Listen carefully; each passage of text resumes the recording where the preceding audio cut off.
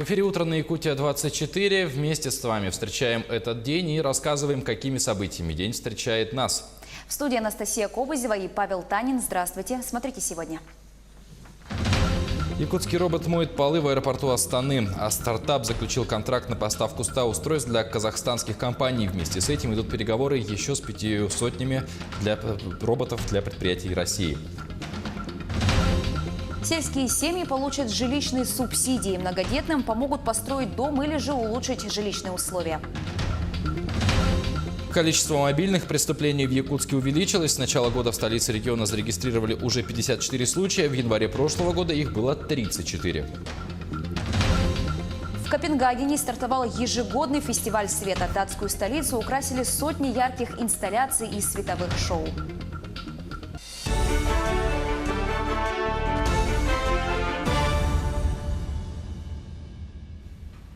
Семьям, имеющим 7 и более детей, в том числе приемных, предлагают предоставлять жилищные субсидии. Это касается граждан, проживающих в сельской местности не менее 10 лет на момент рождения или усыновления 7-го ребенка. Соответствующий законопроект внесен в Госдуму. Речь идет о единовременной субсидии на приобретение, строительство жилья или улучшение жилищных условий. Согласно проекту, размер предоставления помещения определяется нормой, которая в большинстве регионов равна 18 квадратным метрам на человека. По мнению авторов законопроекта, принятие закона способствует улучшению демографической структуры российского общества, социально-экономического состояния государства и развитию сельской местности. В международном аэропорту Астаны состоялась презентация автономного робота-уборщика, разработанного учеными и студентами Северо-Восточного федерального университета. Напомним, устройство якутских изобретателей моет полы и самостоятельно ориентируется в пространстве без участия человека, обходя людей, стены и другие препятствия. При этом робот экономно расходует воду, очищая ее во внутреннем резервуаре для повторного использования. В управление внесены элементы искусственного интеллекта, что позволяет нескольким роботам эффективно взаимодействовать в одном помещении, не мешая друг другу. Также машины сами отправляются на базу для замены аккумулятора и воды. Стартапом заключен контракт на поставку 100 роботов для казахстанских компаний. Ведутся переговоры на поставку еще 500 для предприятий из Российской Федерации. В Якутии выявили факт продажи фальсифицированной икры. По информации Управления Роспотребнадзора, в регионе обнаружены в обороте банки фальсифицированной лососевой икры. На маркировке банок указаны предприятия. Это компании «Жемчужина Камчатки», «Сахал» и «Золото Камчатки». По официальной информации, поступившей из управлений ведомства по Камчатскому краю Сахалинской области, вышеуказанные изготовители не осуществляют производственную деятельность, а также оформлены с грубыми нарушениями и не зарегистрированы в реестре Росаккредитации. Ну а прямо сейчас расскажем о погоде в крупных городах Якутии. В Алдане прямо сейчас минус 35. Ветер северо-западный 1 метр в секунду. Днем и вечером минус 36. Весь день будет идти небольшой снег. В Ленске также минус 35. Ветер юго-западный 3 метра в секунду. Днем минус 33-34. Небольшой снег. Ночью 38 со знаком минус. Минус 35 сейчас в алмазной столице. Ясно. Днем в Мирном минус 25. Вечером еще теплее минус 22. На юге Якутии в Нерингре сейчас минус 36. Ветер северный 6 метров в секунду. Днем минус 33, ночью минус 37. В столице региона прямо сейчас минус 33. Небольшой снег. Ветер северо-западный 1 метр в секунду. Днем столбик термометра покажет 32 градуса со знаком минус. Переходим к новостям экономики. Минэнерго России озвучила январские объемы сокращения добычи нефти. В минувшем месяце Россия снизила добычу на 47 тысяч баррелей в сутки по отношению к октябрю 2018, а по отношению к декабрю добыча снизилась на 100 тысяч баррелей, сообщил министр энергетики Александр Новак. По словам Новака, Россия выполняет свои обязанности в соответствии с планами поэтапного сокращения добычи нефти к маю 2019 года. Напомню, в начале декабря стало известно, что члены ОПЕК окончательно договорились о сокращении добычи с не входящими в картель странами. Не входящие в организацию страны, в том числе Россия, должны снизить добычу в целом на 400 тысяч баррелей в сутки. О других новостях экономики расскажут наши коллеги.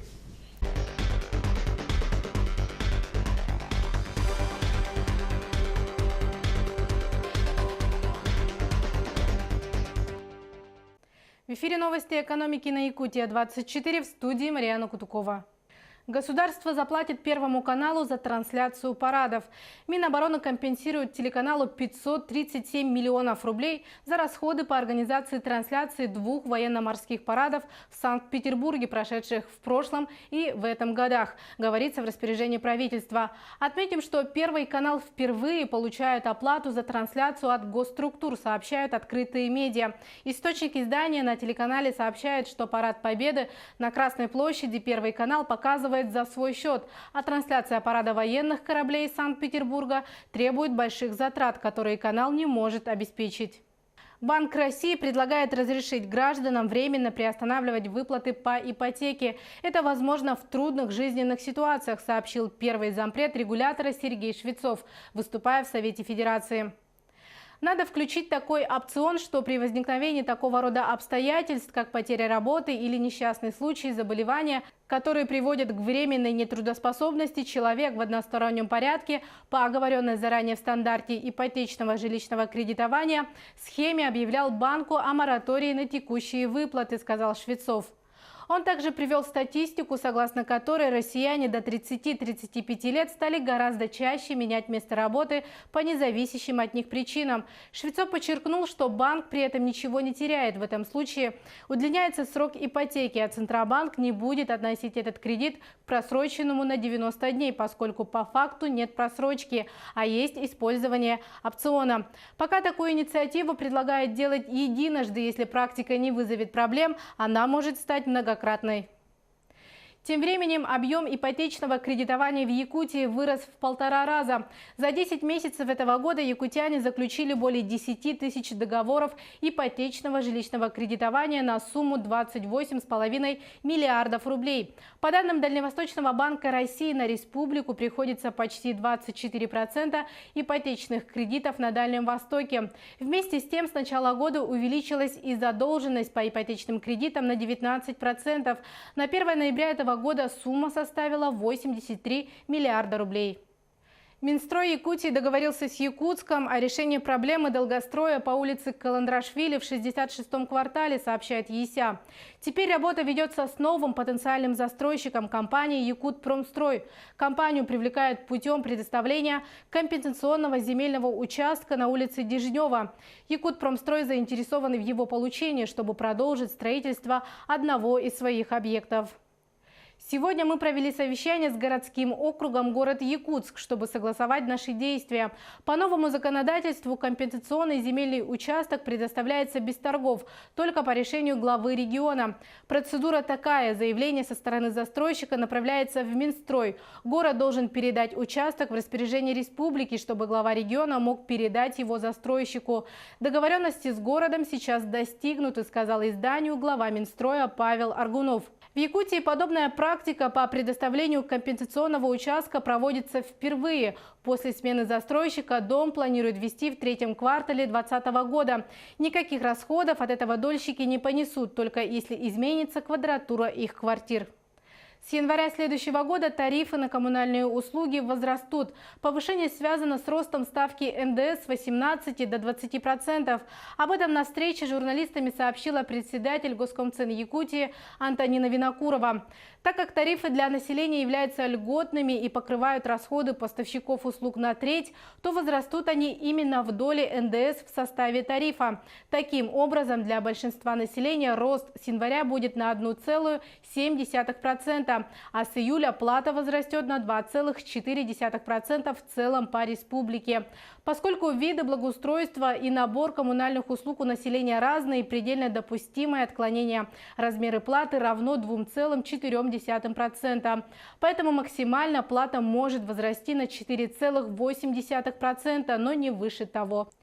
В Якутске стартовала работа Республиканской конференции закупки Якутии. Мероприятие проводит Центр закупок Республики совместно с Северо-Восточным федеральным университетом. Особый интерес к московским спикерам, которые в частности выступили с докладами по вопросам цифровизации закупок. У нас с 1 января достаточно много изменений в законодательстве, и основная задача – это именно те, кто работает в этой сфере, они могли бы ознакомиться с ними. Ну, основное изменение – это у нас все процедуры по закупкам будут проходить в электронной форме. То есть на сегодняшний день только аукцион у нас проходит в электронной форме. То есть с 1 января все заказчики обязаны будут проводить все другие способы, например, конкурс, допрос предложений, они будут все проходить в электронной форме. Айсен Николаев провел в Японии ряд стратегических переговоров. Стороны обсудили строительство моста через Лену, IT-проект «Умный город» и дальнейшую установку ветряных генераторов в арктических районах Якутии. Также речь шла о возможности оснащения медицинским оборудованием строящихся крупных объектов здравоохранения, республиканских кардиологического и онкологического центров, а также реализации проектов в области производства моторного топлива на территории Якутии. На встречах Айсена Николаева с заместителем министра иностранных дел Японии Абе Тосика и послом России в Японии Михаилом Галузиным обсудили планируемое подписание соглашения об экономическом и научно-техническом сотрудничестве между Якутией и префектурой Хоккайдо, а также ряд совместных проектов республики с японскими инвесторами. Они отметили, что важным направлением взаимодействия является реализация гуманитарных проектов в области образования, науки, культуры и спорта. Сегодня в парламенте Японии проходит третий совместный инвестиционный семинар Якутии и Японии. Запланирован ряд встреч с японскими деловыми кругами, где обсудят проекты в области сельского хозяйства, строительства и высоких технологий. Центробанк повысил курс евро и доллара на сегодня. Согласно данным регулятора, курс американской валюты со вторника вырос на 15 копеек и составил 66 рублей 44 копейки. В свою очередь, стоимость евро на среду повысилась на 27 копеек до 75 рублей 65 копеек. На этом у меня все. Оставайтесь в курсе экономических событий на Якутия-24.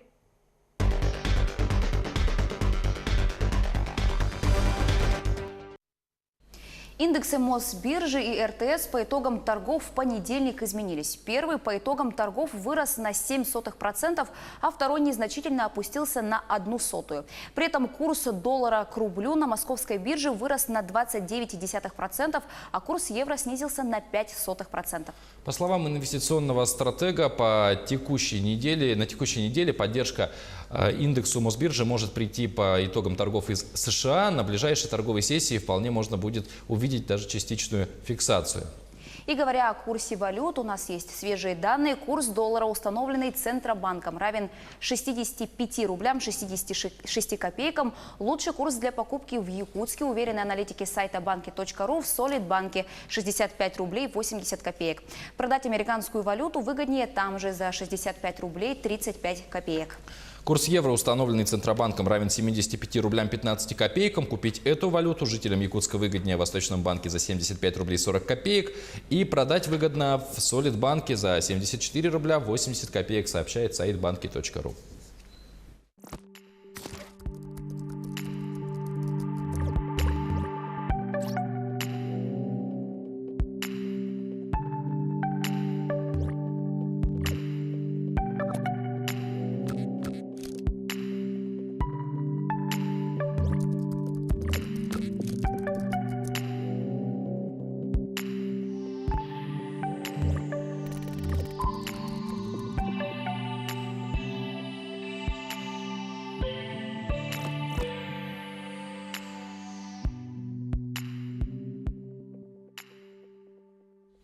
Переходим к новостям спорта. Сборная России по биатлону прилетела в Канаду, где пройдет следующий этап Кубка мира. Но на соревнования спортсмены прибыли без спортивного инвентаря. Да, занимательная ситуация, но, как выяснилось, спортсмены просто не успели вовремя оформить соответствующее разрешение на ввоз винтовок в Канаду. И ожидается, что спортивное оружие доставят в Северную Америку как раз-таки к старту этапа Кубка мира. Но все равно подготовка российских биатлонистов к гонкам оказывается под угрозой срыва. Для любителей биатлона добавим, что старты пройдут в канадском Кенморе с 7 по 11 февраля. А о других новостях спорта расскажет наша ежедневная рубрика.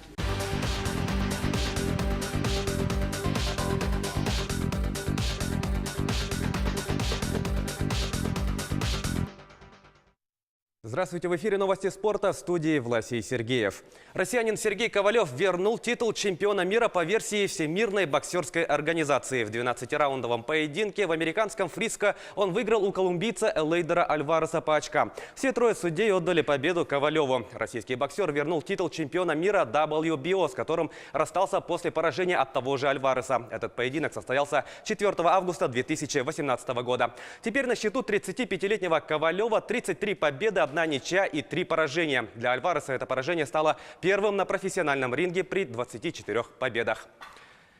Уроженка Алдана Анастасия Шитникова стала победительницей первенства России по самбо. Якутянка, выступавшая за команду Хабаровского края, стала первой весовой категории до 70 килограммов. Соревнования прошли в Москве. Участниками старта стали более 700 юношей и девушек из 80 регионов страны. Как отметили на открытии первенства, в будущем у этих молодых людей есть шанс принять участие в Олимпийских играх. Благодаря этой же победе Шитникова получила право выступить на первенстве мира в составе сборной России.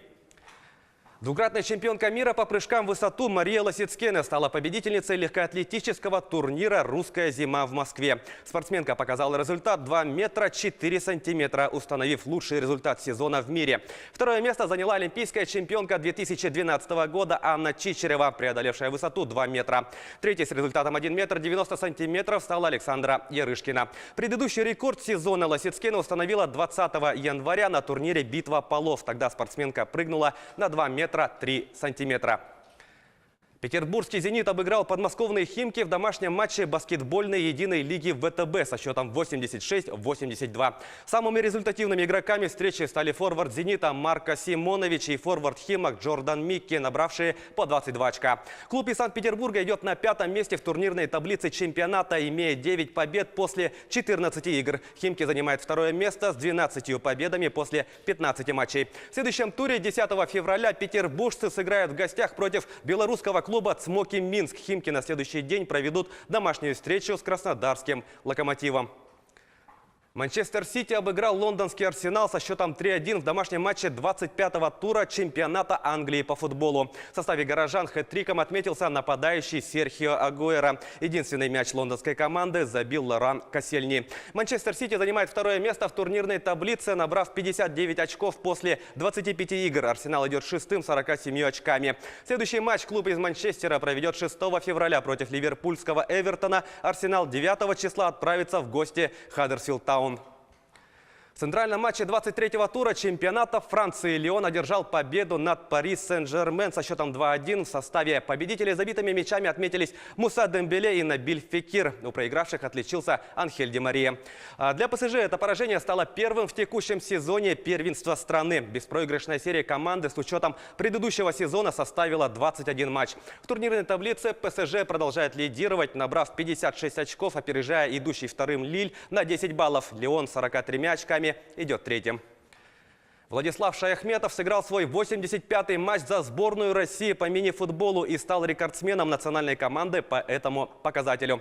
Рекорд Шаяхметов установил в ответной товарищеской игре с командой Польши, которая завершилась в ничью со счетом 2-2. Я рад, что достиг этой цифры. 85 игр за сборную приносил определенную пользу для нашей страны и надеюсь, что еще принесу. Так случилось, что именно против Польши я начинал свой путь в сборной в феврале 2003 года. И спустя 16 лет, опять же в матче с польскими футболистами, обновил рекорд. Конечно, это не рядовой момент, и я хочу поблагодарить всех, кто причастен к развитию моей карьеры, сказал Шаяхметов. Мини-футбольный клуб «Алмаз Алроса» одержал победу со счетом 7-2 над рязанским «Элекс-фаворитом» в матче 17-го тура Высшей лиги России. В составе мирнинцев дубли оформили Вадим Цай и Евгений Фомин. По одному мячу забили Геннадий Сергеев, Денис Целюх и Алексей Ляхов. За проигравших голами отметились Антон Чекмарев и Алексей Петухов. В турнирной таблице «Алмаз Алроса» занимает вторую строчку, имея в активе 41 очко. «Элекс-фаворит» с 7 очками идет 13-м. В следующем туре мирнинцы 9 февраля сыграют с Оргхимом. Рязанцы в этот же день встретятся с Мосполитехом. Это были новости спорта. Всего доброго. Продолжаем эфир. Жителю города Ван во Франции доставили бандероль с золотыми монетами начала 20 века и слитками на сумму 20 тысяч евро. О курьезе с доставкой сообщила местная газета. Курьез вызвало то, что изначально 27-летний Жюльен Шаньо ожидал доставки купальника для своей жены. Как и полагается, при посылке француз расписался за получение бандероли, не скрывая ее. Однако мужчина насторожил вес пакета, который был небольшим по объему, но очень тяжелым. Позже, вскрыв бандероль, мужчина обнаружил внутри монеты и слитки. Общий вес составил около 700 граммов. Весомая такая масса. При этом на пакете не было указано имени адресата. Тогда мужчина взял и отнес эту посылку в городской комиссариат, чтобы установить, кому предназначалась эта бандероль. Сотрудники правоохранительных органов подтвердили, что посылка с золотом попала Шаньо из-за ошибки перевозчика. Позже мужчина смог связаться по телефону с настоящим получателем бандероли и сообщил ему о произошедшем. Однако Шаньо до сих пор не получил посылку с купальником, хотя пара планирует ехать в отпуск во Вьетнам уже в марте. А о других необычных новостях расскажет наша рубрика «Другие новости».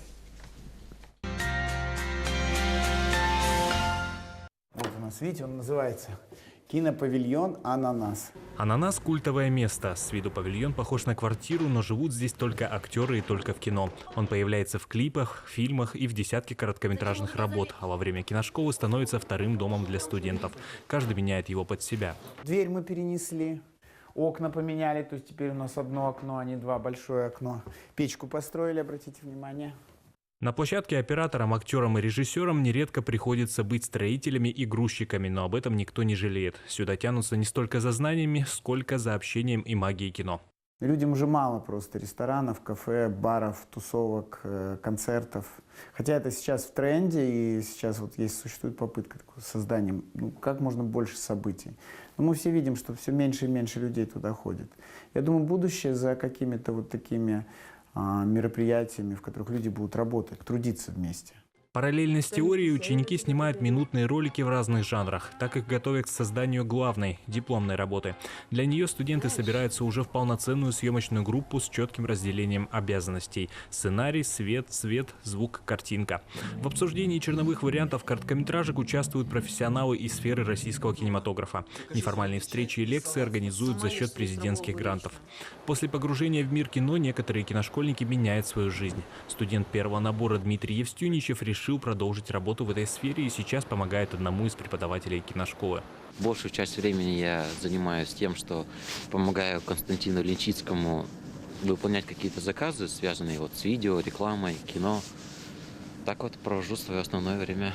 Преподаватели хотят, чтобы студенты и дальше могли заниматься своим делом, ведь работы внутри киношколы на всех не хватит. Помочь могли бы заказы от государства и других организаций. Мы этого бы очень хотели, чтобы, например, город бы обратился, чтобы у нас был некий заказ, и мы могли бы наших выпускников, киношкольников задействовать в каких-то уже профессиональных работах, чтобы они, в конце концов, сами себя поискали, нашли, а они уходили, я не знаю, там, в полиграфию или еще куда-то. Эдуард Тур, Владимир Волотовский, Сам по ТВ, 360.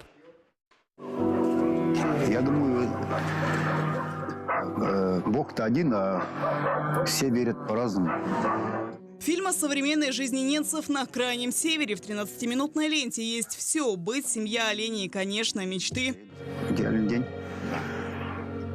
Конечно, утром проснулся там, чтобы, конечно, тепло было на улице. Солнце светило. Казалось бы, человеку задаешь, расскажи о себе, он начинает рассказывать, я там такой-то, такой-то, там, я. А он отвечает, что вот у нас есть олени. Начинает мне рассказывать полностью все про оленей. Мы их кормим, там, мы их, там, не знаю, отлавливаем там, по осени там, или как. Вот это все про оленей, все вот начинает рассказывать. И я вот так сижу, на него смотрю на свои вопросы и думаю, ё-моё, вот это я попал. В тундре Виктор Лысенко провел 2 дня. Так обычная курсовая студента Института кино и телевидения стала серьезной работой. Знакомые подсказали героев. Гостей, как говорят, с земли встретили по-хозяйски, но главная удача режиссера была после. Это видно на кадрах. Люди не притворялись и не играли на камеру. Я приезжаю и говорю, олени-то нужны. Они такие, сейчас будут. Он садится на свой буран, уезжает. Через время он их пригоняет, целое стадо, и, собственно, они уже здесь. Они меня увидев, начали изучать. Я сажусь на колени, они меня вот так окружают, начинают прям чуть ли там вот на таком расстоянии нюхать, обнюхивать. Там боялся пошевелиться, потому что они очень пугливые. После документальный фильм Виктор стал отправлять на фестивали и совсем не ожидал, когда из Лондона пришло приглашение на церемонию награждения. Это очень интересное чувство, когда вот в твоей номинации и все вот это вот такая интрига, вот эти 20 секунд трейлера показывают, фильмы одним за другим, и потом выходят и объявляют. Это, конечно... В итоге лента «Мечты оленевода» стала лучшим фильмом месяца, но для автора это только начало. Говорит, еще есть чему учиться. Так что впереди десятки идей, часы отснятого материала. Юлия Левачева, Сергей Павлов, Виталий Киргинцев. Ноябрьск, 24.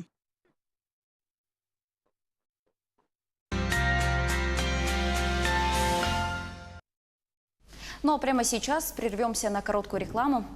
После нее продолжим рассказывать о событиях, которыми нас встречает этот день.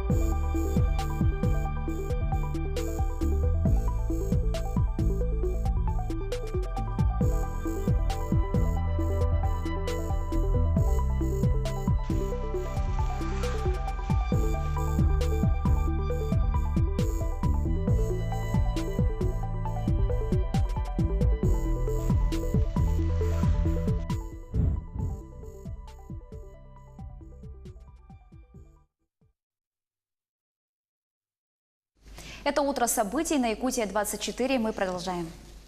Количество мобильных преступлений в Якутске увеличилось по сравнению с аналогичным периодом прошлого года. Уже 54 факта мошенничества с использованием мобильной связи с начала года.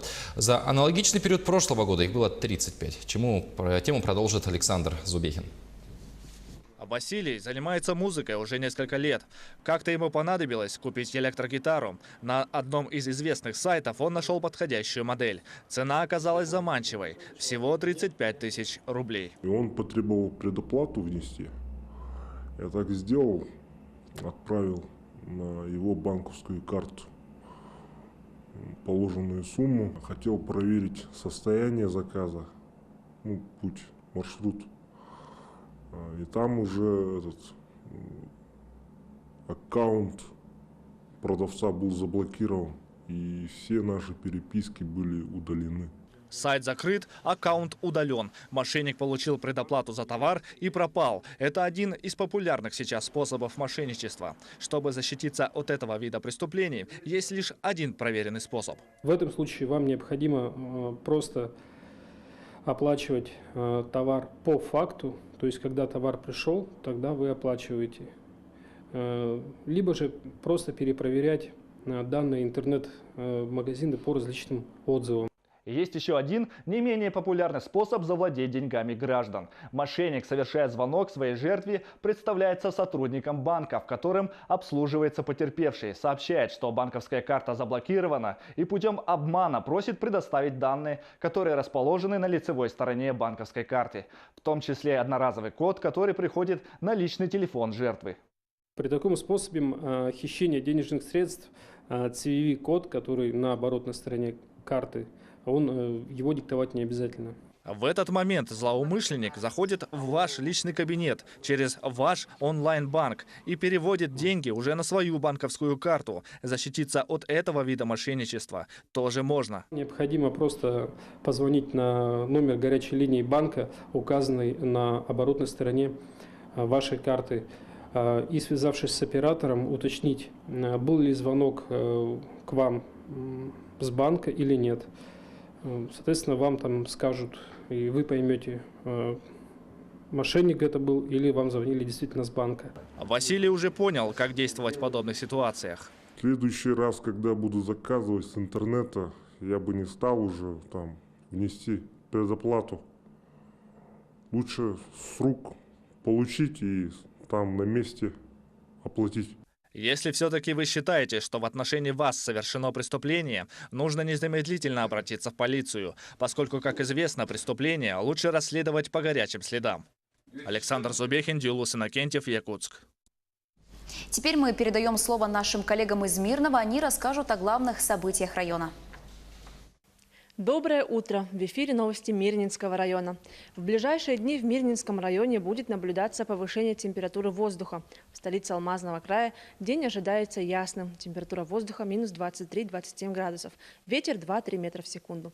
Администрация района начала прием документов для формирования списков молодых семей, желающих принять участие в мероприятии по обеспечению жильем на 2020 год. По государственной программе право на улучшение жилищных условий с использованием социальной выплаты предоставляется молодой семье только один раз. За более подробной информацией обращаться в Комитет имущественных отношений. Пенсионеры имеют право на компенсацию расходов по выплате проезда к месту отдыха за границей.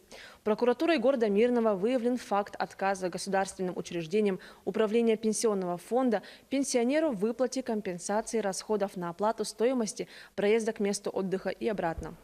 Проверкой установлено, что пенсионер обратился в пенсионный фонд с заявлением о компенсации в виде возмещения расходов на оплату стоимости проезда к месту отдыха и обратно.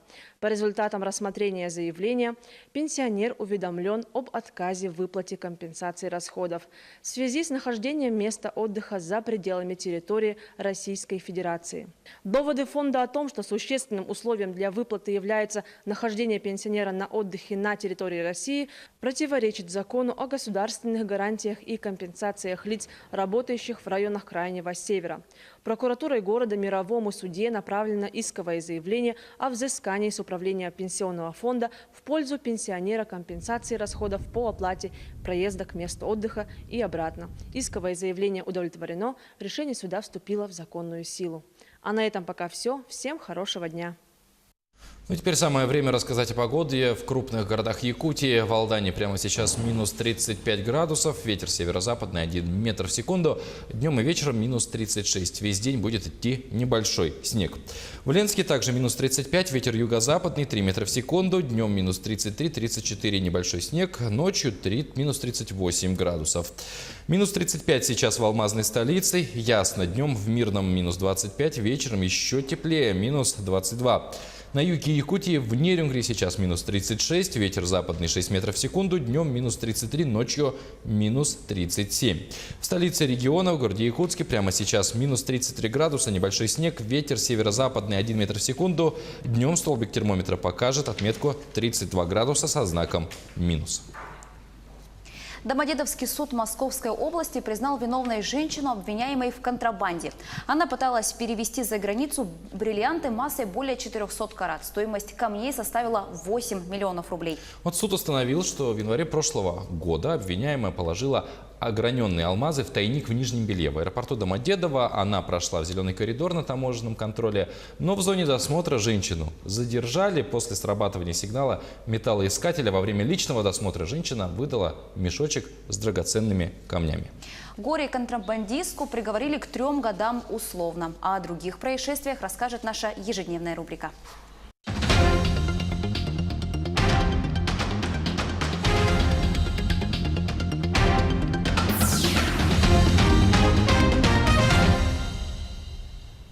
Здравствуйте, в студии Николай Борисов и обзор чрезвычайных происшествий.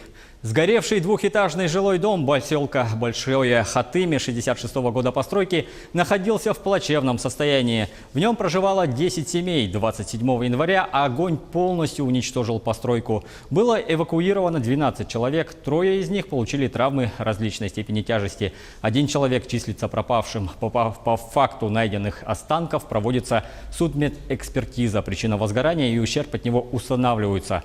Ранее глава Якутии Айсен Николаев провел совещание об оказании комплексной помощи пострадавшим. По словам главы республики, меры, принятые местными властями, недостаточны. Сейчас глава поселка Чурман проводит встречи с погорельцами. Мы следим за развитием событий.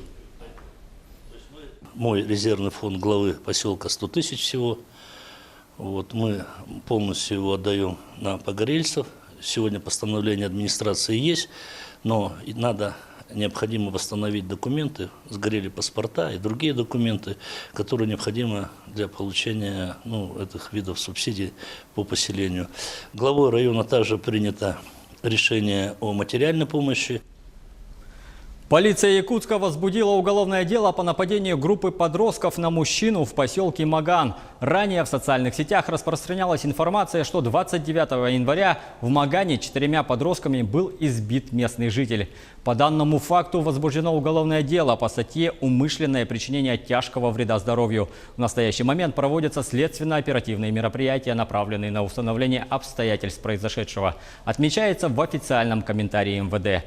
Источник телеканала «Якутия-24» в правоохранительных органах сообщил, что мужчина лишился глаза. Количество нападавших достоверно неизвестно, так как пострадавший не смог опознать подозреваемых. Еще одно нападение, на этот раз в поселке Батагай Верхоянского района. Тут двоих мужчин 20 лет обвиняют в 3 тяжких преступлениях. Это тяжкие телесные повреждения, повлекшие по неосторожности смерть, незаконное проникновение в жилище и побои.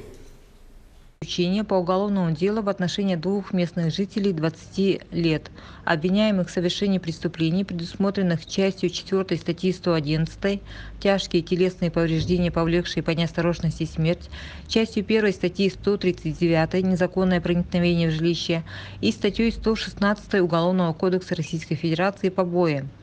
По версии следствия, обвиняемые, находясь в состоянии алкогольного опьянения на улице поселка Батагай, встретили потерпевшего, с которым у одного из обвиняемых ранее был конфликт. Вспомнив это, молодые люди нанесли потерпевшему множественные удары ногами, руками, металлической трубой и деревянной доской. Всего нанесли не менее 59 ударов. От полученных телесных повреждений потерпевший скончался в Верхоянской центральной районной больнице. После избиения потерпевшего обвиняемые ушли. Вместе с тем, затем под предлогом его поиска, они незаконно проникли в жилище к ранее незнакомой им женщине, где ей и находившимся в квартире иным лицам нанесли из хулиганских побуждений телесные повреждения. После утверждения обвинительного заключения уголовное дело направлено прокурором в суд для рассмотрения по существу. Еще одна новость из Батагая, на этот раз не такая трагическая. Тут росгвардейцами задержан подозреваемый в совершении грабежа. Сигнал поступил из магазина, из которого нетрезвый мужчина похитил пакет с выпечкой и фрукты. Подозреваемый ранее неоднократно судимый 27-летний уроженец Эвено-Бытантайского района. Он был задержан рядом с местом преступления и доставлен в дежурную часть для дальнейшего разбирательства. 16-летний подросток стал фигурантом уголовного дела. В столичную полицию обратилась 46-летняя местная жительница. Она рассказала, что у остановки Борисовка-1 к ней подбежал неизвестный молодой человек и, вырвав из рук сумку, скрылся. Саму сумку он выкинул по пути, зато похитил сотовые документы и деньги. Юношу задержали по горячим следам. Им оказался 16-летний уроженец Якутска. Возбуждено уголовное дело по статье «Грабеж». Багаж пассажиров рейса Москва-Нерюнгри не загрузили в целях безопасности. Более 60 пассажиров ждут его с субботы. В целях обеспечения безопасности полетов на рейсе 783 по маршруту Москва-Нерюнгри, выполнявшегося 2 февраля, была уменьшена коммерческая загрузка. Авиакомпанией «Якутия» было сделано все возможное для оперативной доставки багажа. Уже на следующий день, 3 февраля, багаж 61 пассажира был доставлен из аэропорта Внуково в Якутск. Утром 4 февраля багаж общим весом около 1 тонны был отправлен из аэропорта Якутска в Нерюнгри. В данный момент представители авиакомпании «Якутия» совместно со специалистами аэропорта Нерюнгри продолжают оповещать пассажиров для выдачи им багажа. Авиакомпания приносит извинения за доставленные неудобства. А в Ленском районе в суд направлено дело по незаконной вырубке леса. Мастера лесозаготовительного участка обвиняют в вырубке 180 кубометров леса. Ущерб оценивается в 650 тысяч рублей. Следствие считает, что он, используя подчиненных, вырубил участок Нюйского лесничества. Впоследствии мужчина возместил ущерб в полном объеме. Тем временем в Якутии служебная собака Лайза вывела полицейских на след подозреваемых. В дежурную часть отдела МВД России по Хангаласскому району поступило заявление от жителя города Покровск о том, что из котельной его частного дома похитили электроинструменты, зимние куртки и газонокосилку. При осмотре места происшествия сотрудники полиции обнаружили следы обуви и орудия взлома лом. Полицейский кинолог пустила по следам четвероногую напарницу, служебную овчарку по кличке Лайза. Собака привела полицейских к расположенному поблизости магазину. Позже выяснится, что злоумышленники, сбыв похищенное, приобрели в данном магазине алкоголь. Далее Лайза через проезжую часть привела полицейских к частному дому. Рядом с домом стояли 4 мужчин, одного из которых обозначила служебная собака. Через некоторое время Лайза установила местонахождение второго подозреваемого, который скрывался в соседнем доме. В дальнейшем полицейскими была установлена причастность к краже 3-го лица, который также был задержан по горячим следам. Все 3 ранее привлекались к уголовной ответственности. Часть похищенного имущества обнаружена и изъята по месту жительства одного из подозреваемых. Возбуждено уголовное дело по части 2 статьи 158 Уголовного кодекса Российской Федерации кража, санкция которой предусматривает наказание в виде лишения свободы на срок до 5 лет. На этом пока все. Берегите себя.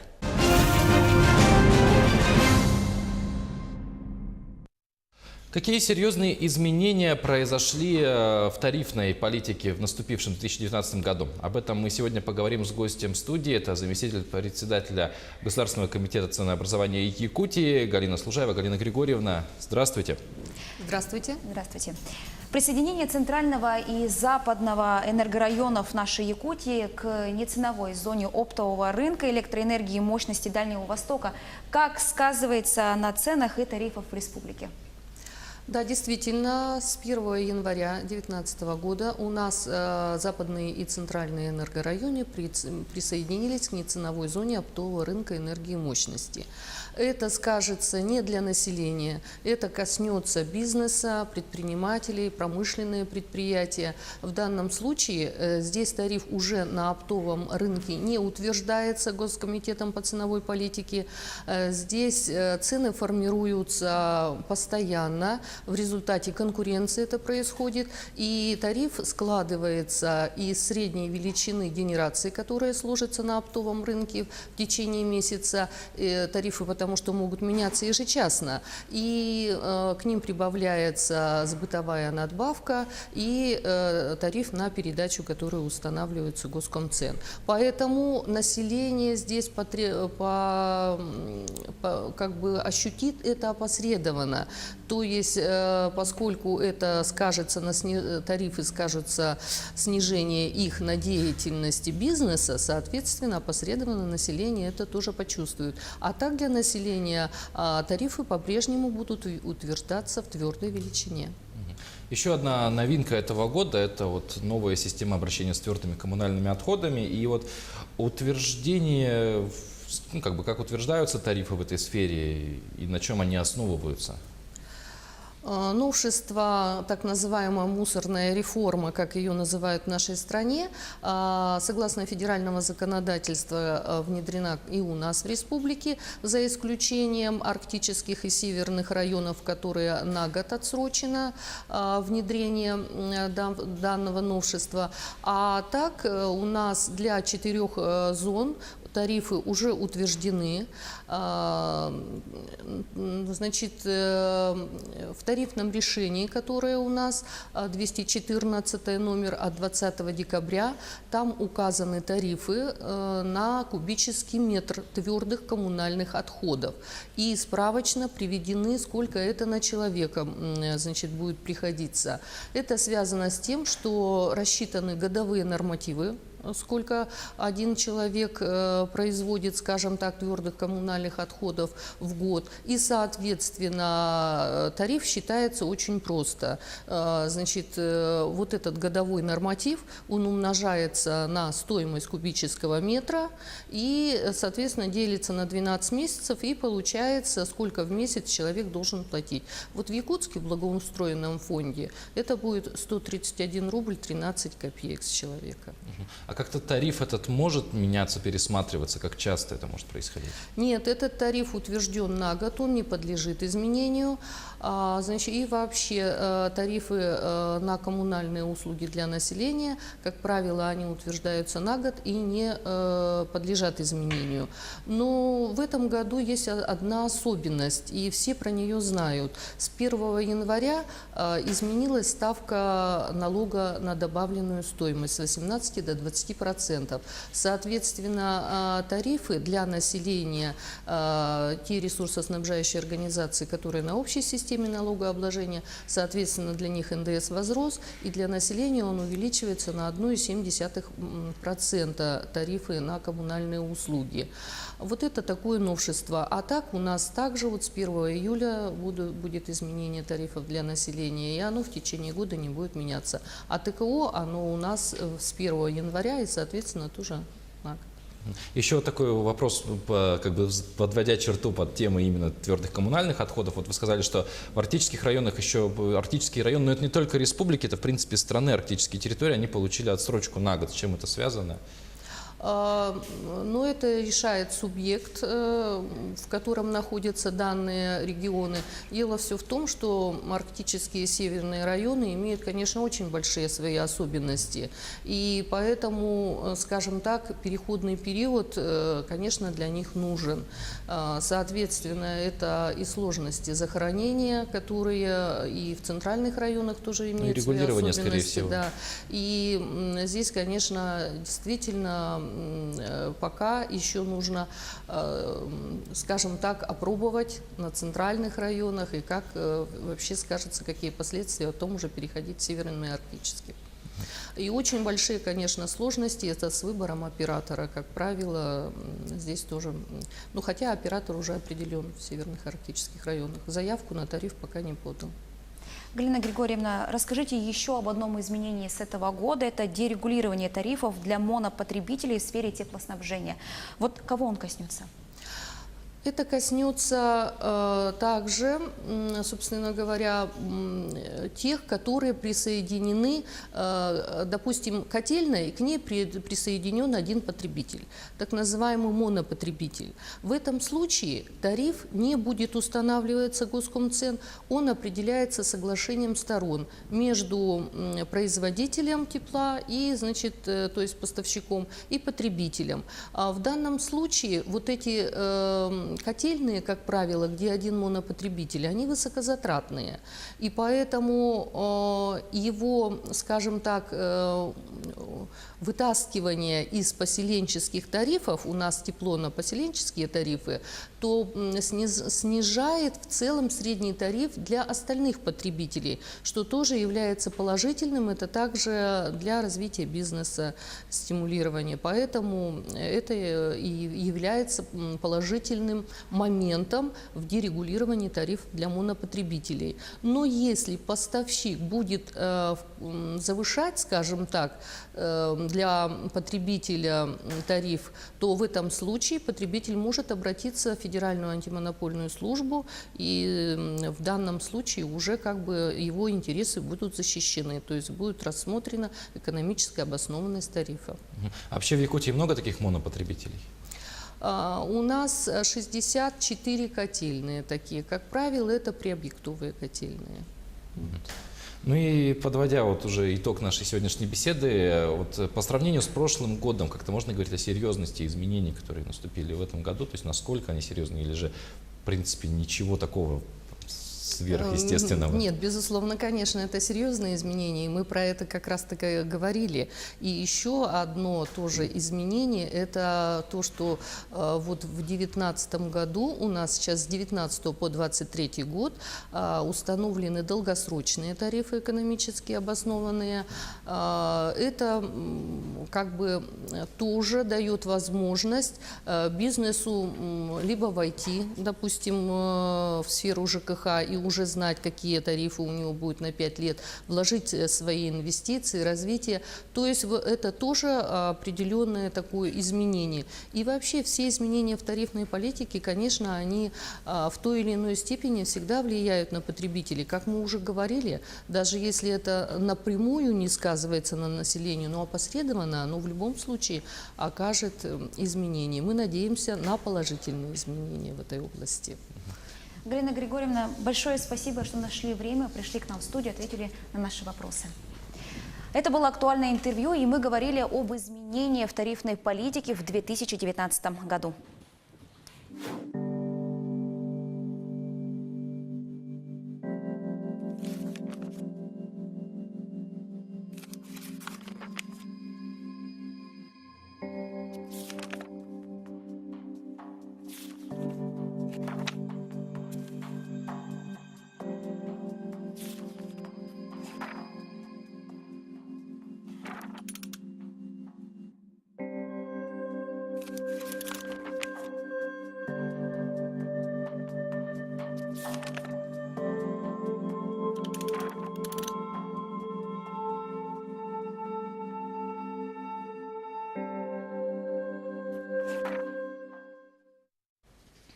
В России планируется провести реконструкцию и переоснащение домов культуры, а также запустить большую программу по развитию материально-технической базы детских театров.